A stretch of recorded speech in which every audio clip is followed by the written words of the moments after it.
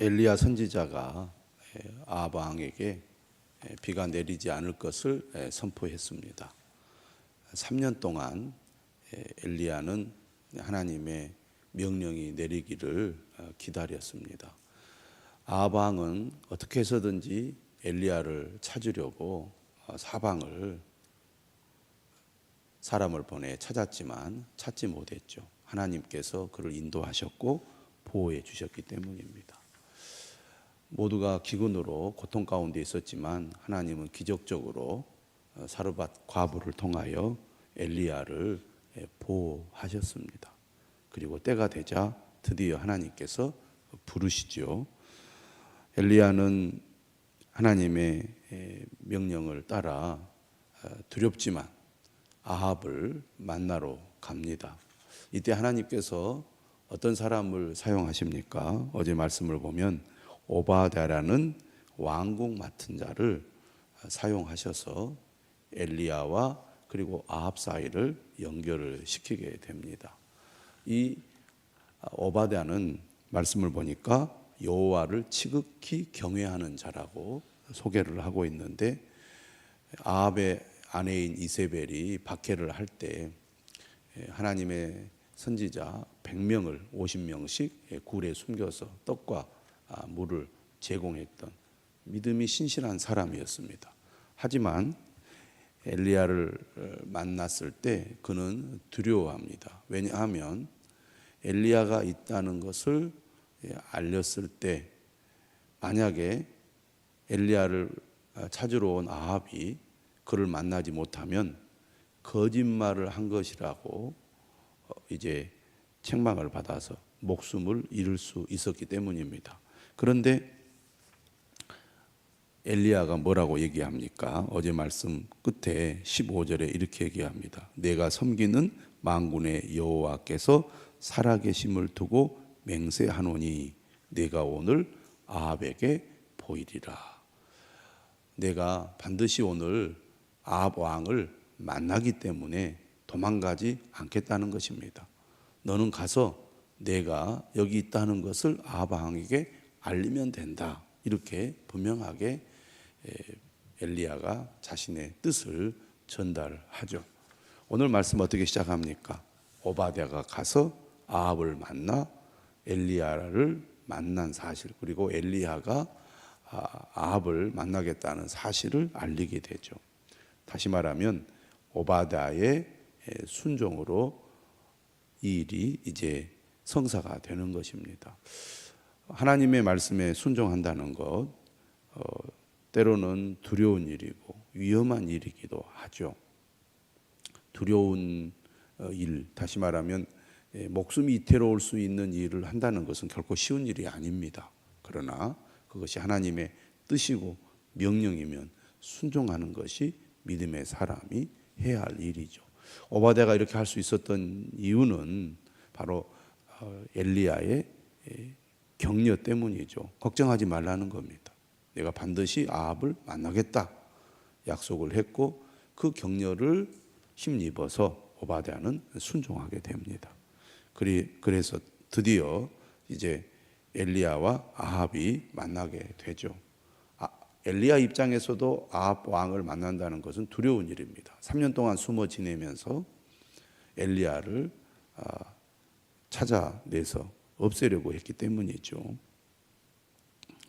드디어 엘리야를 만난 아합이 뭐라고 얘기하느냐면 이스라엘을 괴롭게 하는 자여 너냐, 이렇게 말을 하죠. 지금 이스라엘이 3년 동안 기근으로 마실 물이 없어서 짐승까지 지금 위태로운 상태에 있게 된 것은 바로 엘리야 너 때문이다, 그런 얘기입니다. 여기에 대해서 엘리야가 뭐라고 얘기합니까? 내가 이스라엘을 괴롭게 한 것이 아닙니다. 당신과 당신의 아버지의 집이 괴롭게 하였습니다. 지금 이스라엘 땅이 이처럼 고통을 겪는 것은 엘리야의 선포 때문이 아니라 이 원인을 제공한 이스라엘 집, 다시 말하면 아합의 집 때문에 이스라엘이 이렇게 고통을 겪는 겁니다. 우리가 어떤 어려움을 겪고 고난을 겪는 원인은 여러 가지가 있죠. 때로는 그 원인이 불분명할 때도 있습니다. 그런데 이처럼 우리의 죄나 잘못 때문에 고난을 겪게 되는 경우들이 있지요. 결국 인간의 고통과 불행은 인간의 죄 때문입니다. 오늘 이스라엘의 고통도 마찬가지죠. 당신과 당신의 아버지의 집이 괴롭게 하였다. 하나님께서 엘리야를 통해서 3년 전에 이스라엘에 이 기근을 선포한 것도 북이스라엘의 죄악이 극에 달했기 때문입니다. 바알을 숭배하는 이 죄악 때문에 하나님께서 심판을 선포하신 건데, 그 하나님의 말씀을 듣고 회개하고 돌이켰어야 했습니다. 그러나 아합은 결코 자신의 죄를 돌이키지 않았습니다. 그리고 3년이 지나서 엘리야를 만났을 때도 똑같이 얘기합니다. 엘리야는 하나님의 말씀을 분명히 선포하죠. 왜 지금 3년 동안 기근이 있을 수밖에 없었느냐? 18절에 말합니다. 이는 여호와의 명령을 버렸고 당신이 바알들을 따랐습니다. 하나님의 명령을 버렸기 때문이고 바알들을 따랐기 때문에 이 땅에 기근이 왔다는 것이죠.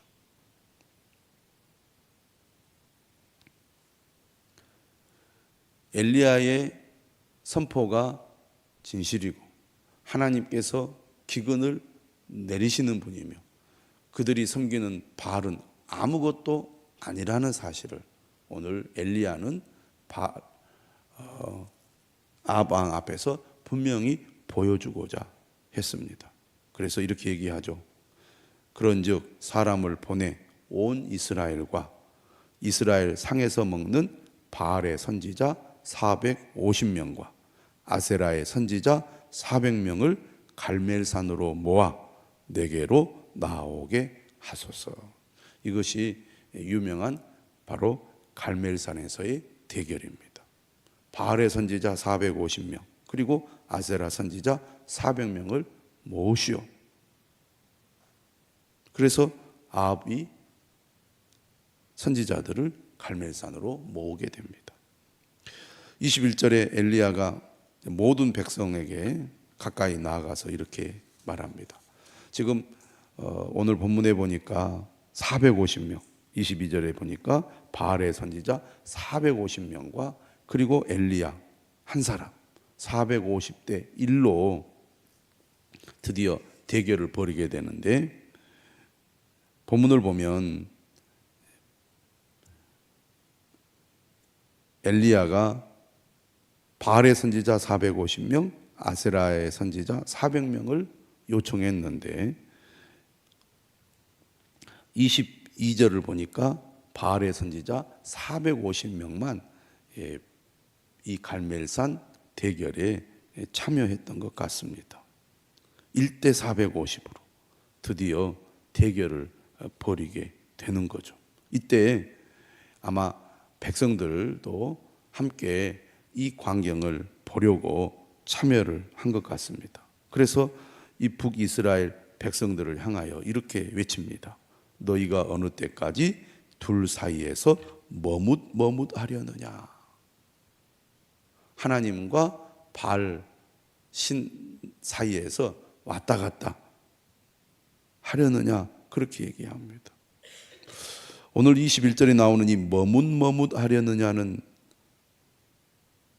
단어는 저 뒤에 보면 이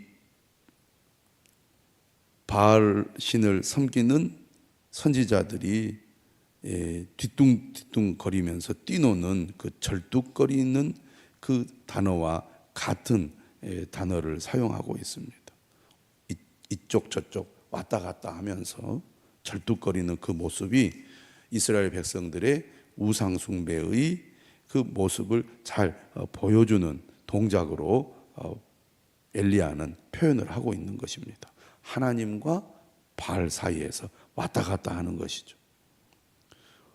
너희가 어느 때까지 둘 사이에서 머뭇하려느냐? 여호와가 만일 하나님이면 그를 따르고 바알이 만일 하나님이면 그를 따를지니라.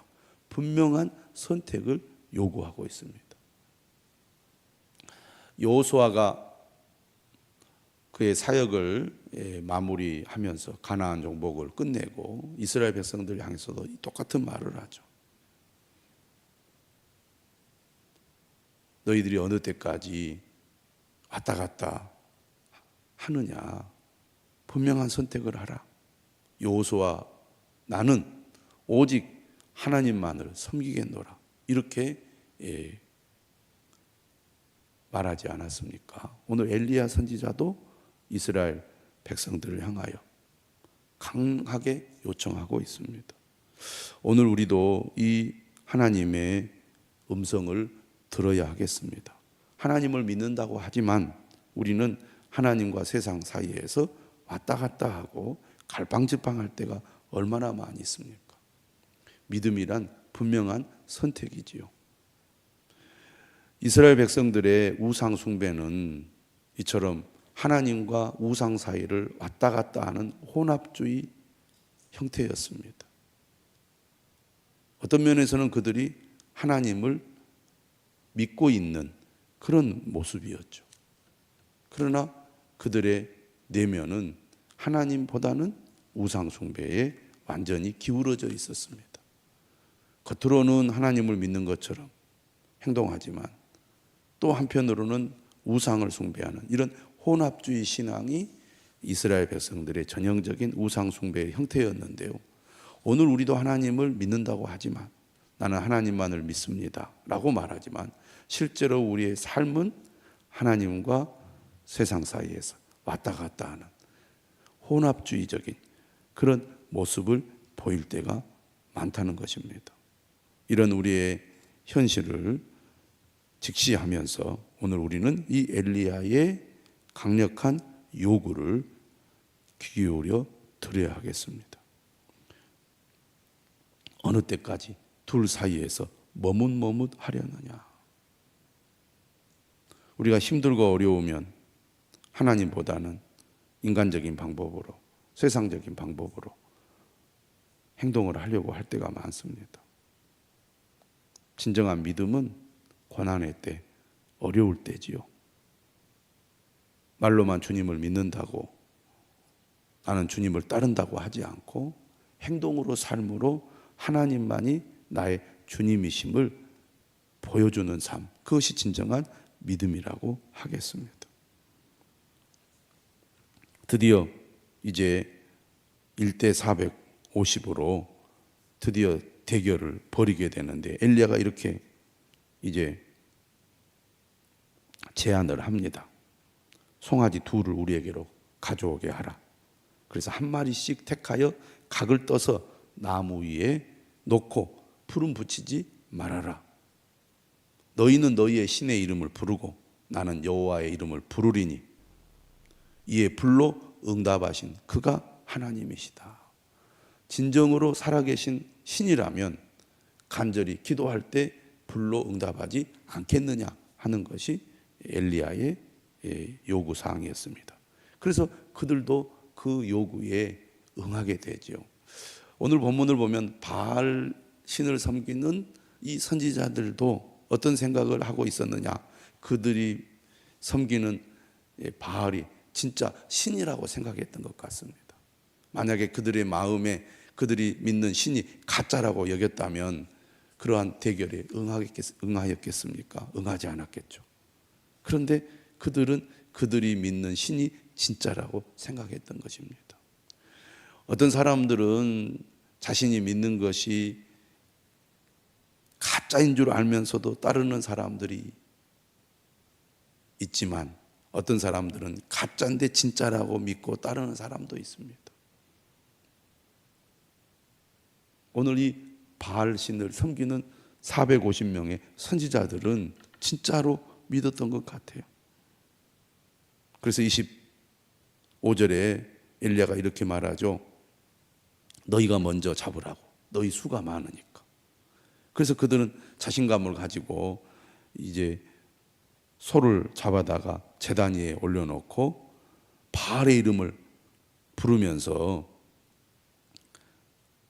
불이 내리기를 기도합니다. 오늘 본문에 보니까 아침부터 낮까지 바알의 이름을 불러서 이렇게 그들이 요청하죠. 바알이여 우리에게 응답하소서. 살아계신 신이라면 간절한 기도에 응답하지 않겠습니까? 한 사람이 기도하는 것보다 450명이 기도하면 얼마나 그 기도의 힘이 크겠습니까? 그 많은 수가 한 목소리로 정성을 다해서 신을 향하여 외치는데 그 기도가 얼마나 간절하고 대단하겠습니까? 그런데 한 사람 그렇게 기도하나 아무 소리도 없고 아무 응답도 없습니다. 그러니까 그들이 그 쌓은 제단 주위에서 뛰놉니다. 가만히 앉아서 기도할 수가 없는 거예요. 그래서 그 제단 주위를 뛰놀면서 신을 부릅니다. 그러자 엘리야가 뭐라고 얘기합니까? 큰 소리로 불러라. 그는 신인즉 묵상하고 있는지, 혹은 그가 잠깐 나갔는지, 혹은 그가 길을 행하는지, 혹은 그가 잠이 들어서 깨워야 할 것인지 하면서 조롱을 했습니다. 그러니까 그들은 더 흥분했겠죠. 왜? 그들은 바알이 진짜 신이라고 믿었기 때문일 것입니다. 가짜라고 하면 그들이 그런 흉내를 내겠습니까? 우리의 정성이 부족하구나. 그래서 그들은 어떻게 합니까? 더 큰 소리로 바알을 부르면서 규례를 따라서 피가 흐르기까지 칼과 창으로 그들의 몸을 상하게 했습니다. 자신들을 학대하면서 신을 부르면 신이 그 피의 냄새를 맡으면서 그들의 정성을 보고 응답해 주실 거라고 그들은 생각했을지 모릅니다.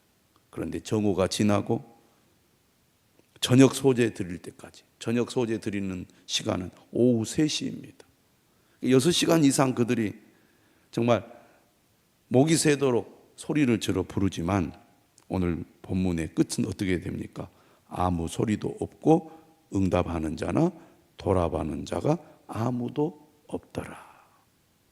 아무리 소리를 지르고 자신의 몸을 칼과 창으로 찌르고 피를 흘려 학대해도 바알은 아무런 응답을 하지 않습니다. 왜 그렇습니까? 가짜이기 때문입니다. 정성을 들이고 힘을 모은다고 문제가 해결되는 것이 아닙니다. 살아계신 하나님만이 응답하실 수 있다는 거죠. 우리가 아무리 세상을 쫓아가고 헛된 것을 쫓아가도 그것이 결국 우리에게 답을 주지 못한다는 것을 분명히 알아야 합니다. 하나님만이 살아계신 유일한 신이십니다. 그만이 우리의 간절한 기도에 응답하실 수 있는 분입니다. 오늘 우리는 이 사실을 분명히 알고 오직 하나님만을 섬기며 하나님만을 따르며 하나님께 구하는 저와 여러분 되시기를 바랍니다. 말로만 주님을 믿는다고 하지 마시고 진실한 마음으로 하나님을 온전히 선택하는 저와 여러분들이 되시기를 주님의 이름으로 축원합니다.